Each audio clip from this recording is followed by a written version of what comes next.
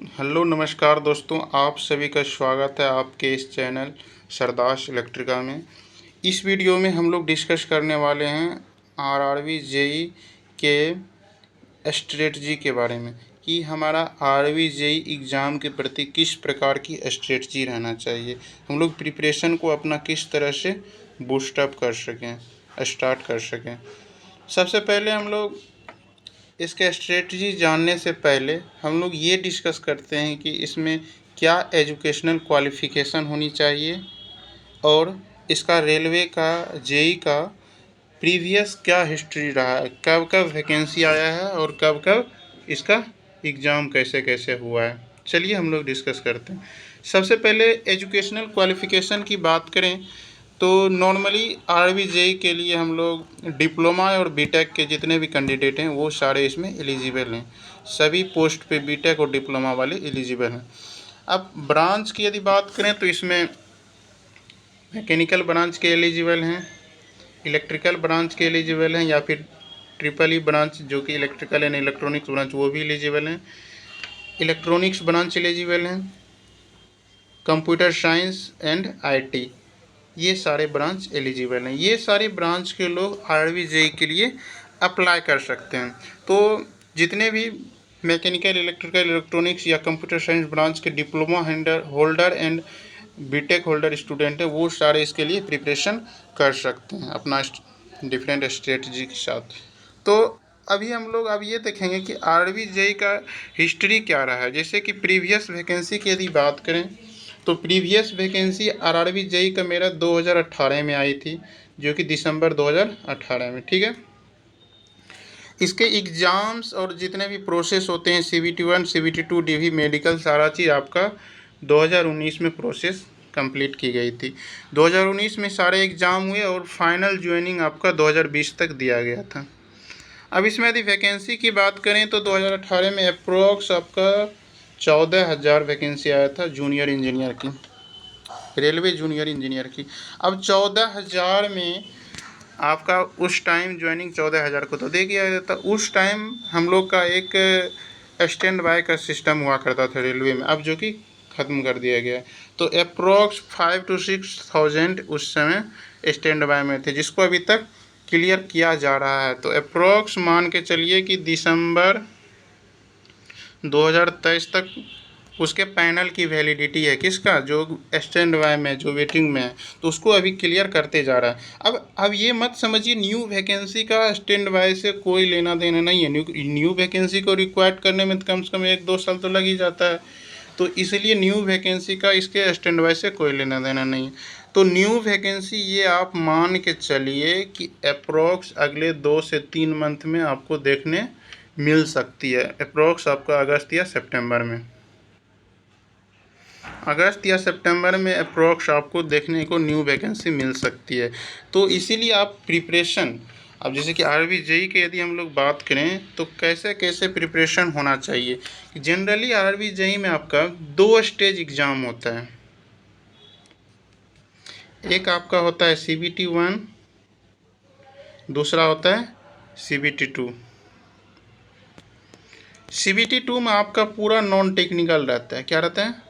पूरा non technical, मतलब आप इसमें नॉन टेक्निकल एग्ज़ाम होता है, इसमें टेक प्लस नॉन टेक दोनों रहता है, ठीक है। अब हम लोग डिटेल डिस्कस करते हैं CBT 1 का किस तरह से स्ट्रेटजी हमको रहना चाहिए जिससे हम लोग अच्छे से प्रिपेयर कर सकें। CBT 1 में आपका सबसे पहले होता है मैथ्स, उसके बाद रीजनिंग, उसके बाद साइंस,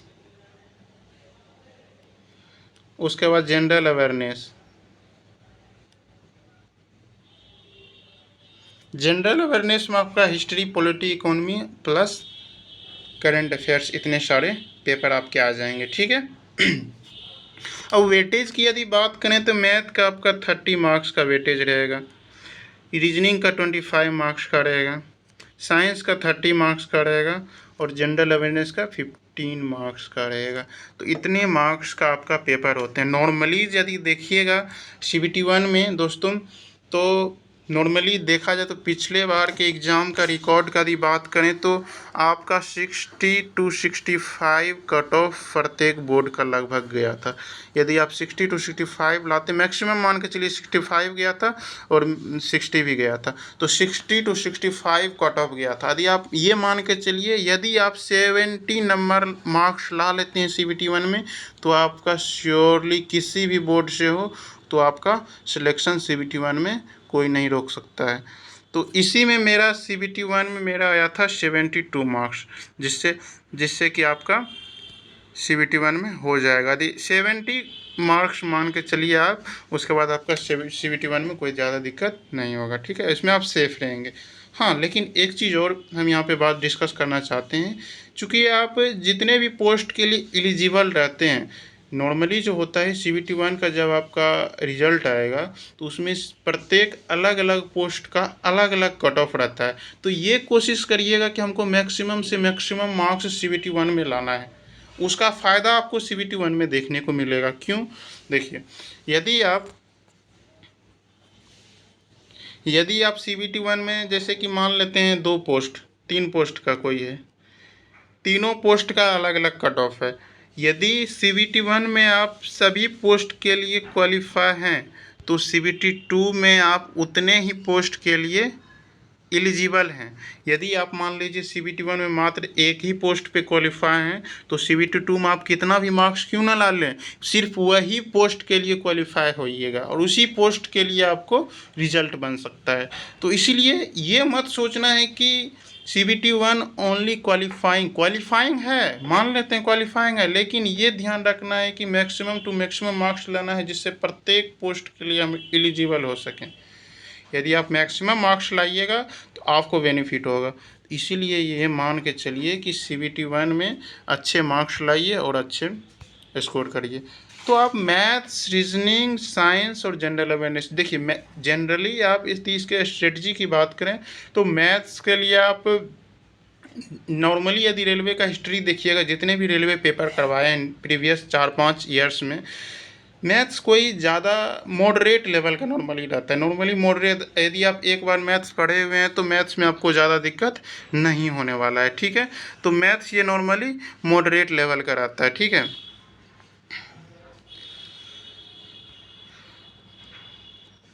तो अब हम लोग यहाँ बात करेंगे कि मैथ्स रीजनिंग के लिए हम लोग क्या स्ट्रेटजी रख के चलें। देखिए, यदि कहीं से पढ़े हुए हैं तो नॉर्मली आप मैथ्स के लिए प्रीवियस ईयर पेपर को फॉलो कर सकते हैं। प्रीवियस ईयर पेपर को फॉलो कर सकते हैं, जैसे कि एक अभी बुक आया है, बहुत अच्छी बुक है। सबसे पहले तो आप RBJE का प्रीवियस ईयर पेपर ले सकते हैं CBT 1 का। RBJE previous year paper CBT 1, ठीक है। तो ये आपका आता है, यूथ पब्लिकेशन का आता है, अच्छी बुक है, ले लीजिएगा, ठीक है। इसको अपना प्रैक्टिस कर लीजिए, ठीक। और ये तो आपका सभी के लिए क्वालिफाई हो गया। अब मैथ्स और रीजनिंग के लिए यदि आप बात करिएगा तो हम लोग मैथ्स के लिए आपको सजेस्ट करेंगे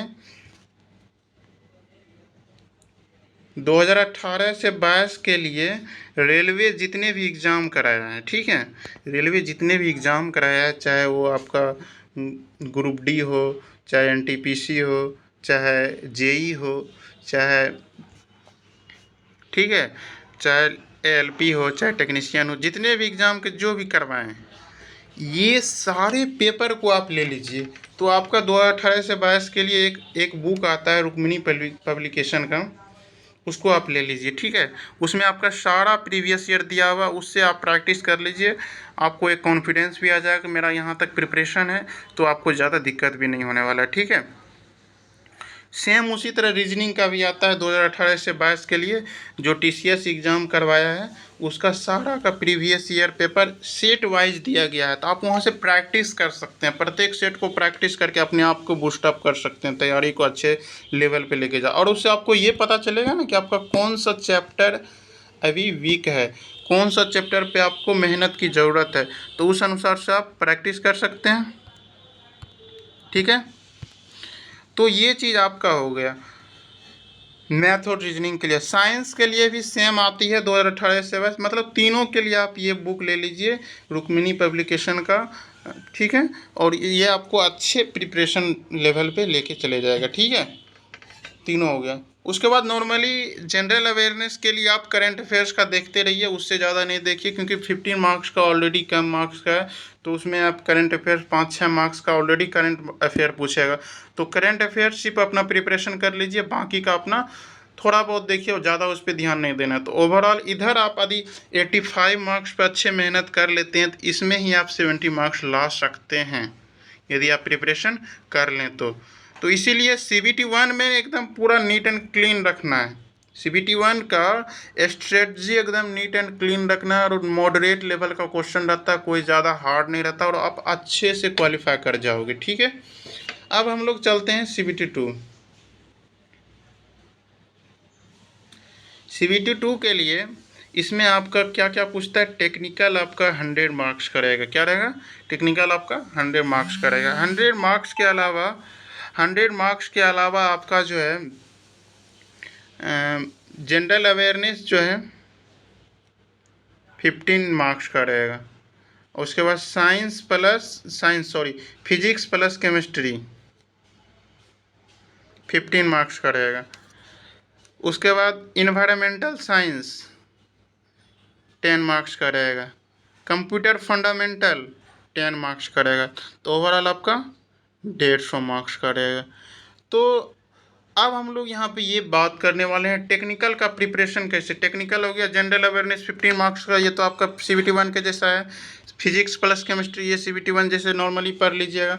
इन्वायरमेंटल साइंस, कोई एक इन्वायरमेंटल साइंस का एक बुक ले लीजिएगा, उसको एक बार थ्रू आउट पढ़ लीजिएगा, तो वो आपको अच्छे लेवल पे आपको करवा। नॉर्मली एक आता है दृष्टि पब्लिकेशन का, हम उसी से प्रिपरेशन किए थे, हम अपना बोल रहे हैं। हम दृष्टि पब्लिकेशन का एक आता है, उसका एक इन्वायरमेंटल साइंस का एक बुक आती है, उसको आप पढ़ लीजिए। ठीक है, वो आपको अच्छे काम में आ जाएगा, जो कि BPSC लेवल का रहता है, मतलब ठीक है, अच्छा है, प्रिपरेशन कर लीजिए।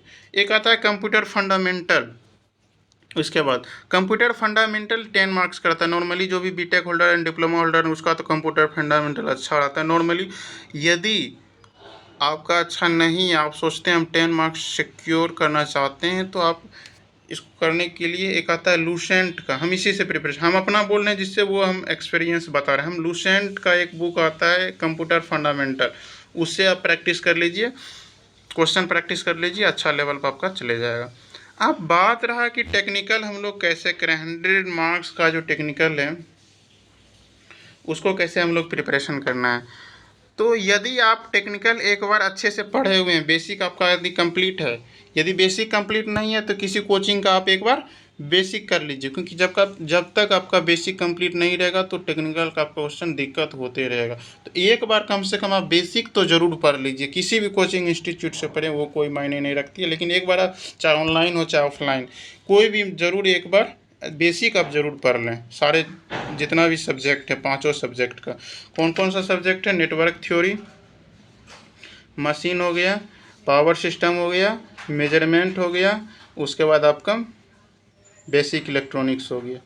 तो इतने 5 पेपर हैं, तो पांचों पेपर आपको पढ़ लेना है एक बार बेसिक। उसके बाद जो है क्वेश्चन प्रैक्टिस के लिए सबसे अच्छी बुक है, क्वेश्चन प्रैक्टिस के लिए आपको यूथ पब्लिकेशन का JEE का प्रीवियस ईयर बुक आता है इलेक्ट्रिकल का। इलेक्ट्रिकल के लिए बात कर रहे हैं इसमें। सेम उसी तरह इलेक्ट्रॉनिक्स के लिए तो इलेक्ट्रॉनिक्स वाला ले लेना है, मैकेनिकल के लिए तो मैकेनिकल वाला ले लेना है। यूथ का JEE का बुक ले लेना है, उसमें जितने भी JEE का एग्ज़ाम है, चाहे सेंट्रल गवर्नमेंट का हो, चाहे SSC JEE का हो, चाहे रेलवे JEE का हो, चाहे जितने भी PSU का, सारे PSU का इसमें प्रीवियस ईयर दिया गया है। इतने आप प्रीवियस ईयर को यदि आप अटैम्प्ट कर लेते हैं तो हम श्योरली कह सकते हैं, जितना मेरा एक्सपीरियंस रहा है, आपको टेक्निकल में दिक्कत नहीं होगा। तो अब यूथ का JEE 2 वॉल्यूम में आता है, ठीक है, वॉल्यूम 1 एंड वॉल्यूम 2, दोनों वॉल्यूम ले लीजिए आप, इसको सिर्फ प्रैक्टिस करते रहिए। अब भी से उसको एक गोल सेट करिए, हमको डेली हमको 200 क्वेश्चन अटैम्प्ट करना है इतना करके, या फिर 10 पेज पढ़ना है, 15 पेज पढ़ना है। तो एक गोल सेट करके आप डेली पढ़िए, उसको डेली करिए। इससे आपका धीरे धीरे एक क्वेश्चन लेवल, एक आपका जो प्रैक्टिस करने का, क्वेश्चन अटैम्प्ट करने का, तो इसको आप करते रहिए, ठीक है। तो इतना करिए और आपका अच्छे से निकल जाएगा एकदम, कोई ज़्यादा टेंशन नहीं होगा, ठीक है। तो ये चीज़ आपको मान के चलना है। ये दोनों स्टेज होते हैं इतने। अब ओवरऑल यदि बात करें तो अभी से यदि आप एग्ज़ाम का भी सोचेंगे कि हम अभी कैसे प्रिपरेशन करें, अभी किस तरह से करें, देखिए अभी आप कुछ पोर्शन यदि आप टेक्निकल का कर रहे हैं तो टेक्निकल का अभी आप ज़्यादा प्रिपरेशन करिए। अभी टेक का ज़्यादा प्रिपरेशन के लिए, क्योंकि CBT2 मेन मायने रखती है, उसका 100 मार्क्स का बहुत ज़्यादा वेटेज है। तो अभी आप टेक्निकल का ज़्यादा प्रिपरेशन करिए। यदि 8 घंटा पढ़ रहे हैं तो 8 घंटा में से 5 से 6 घंटा आप टेक्निकल को दीजिए, उसके बाद 2 घंटा आप दीजिए नॉन टेक्निकल को। जब वैकेंसी आ जाएगी उस समय आप ज़्यादा टाइम दीजिएगा नॉन टेक को। देखिए सब लोग जब वैकेंसी आएगा उसके बाद श्योरली है कि सारे लोग नॉन टेक्निकल पे लग जाएंगे। ये ध्यान रखिए, जब नॉन टेक्निकल एग्ज़ाम आपका वैकेंसी आने के 3 से 4 मंथ बाद होगा तो आपका 3 से 4 मंथ में नॉन टेक्निकल का अच्छा प्रिपरेशन हो जाएगा, तो CBT1 तो आपका निकल जाएगा। यदि आपका CBT2 पहले से प्रिपेयर नहीं रहेगा तो वही आपको आगे चल के बहुत दिक्कत होने वाला है। इसीलिए हम ऐसा प्रेशर बार बार बोल रहे हैं कि अभी से टेक्निकल बनाना स्टार्ट कर दीजिए। टेक्निकल के लिए किसको, यदि आपका बेसिक सही है तो आराम से यूथ का JEE प्रीवियस ईयर बनाइए।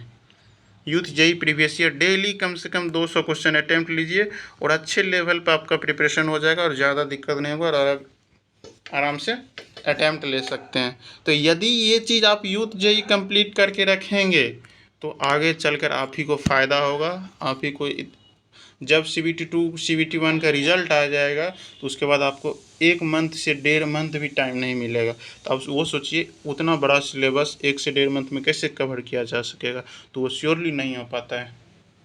इसीलिए हम ऐसा प्रेशर हमेशा बोलते हैं कि CBT1 का तैयारी अभी तो करिए ही, साथ में साथ ज़्यादा टाइम अभी जब तक वैकेंसी नहीं आई है तो CBT2 पे फुल प्रेशर दीजिए ज़्यादा। तो CBT2 यदि आप प्रिपेयर यानी टेक्निकल करके रखेंगे तो आगे आपको दिक्कत नहीं होने वाला है। तो यही था, इसमें जो भी डाउट है किसी को और किस तरह से और किया जाए, तो यदि आप किसी को इस संबंध में स्ट्रेटजी से कैसे प्रिपेयर किया जाए इससे संबंध में कोई भी अदर क्वेश्चन हो ज़रूर कमेंट करें। बाकी चैनल पे आप लोग आए हैं, यदि आपको वीडियो पसंद आए तो लाइक कीजिए और हमारे चैनल को सब्सक्राइब ज़रूर करिए। बाकी मिलते हैं अगले वीडियो में, तब तक के लिए बहुत बहुत धन्यवाद।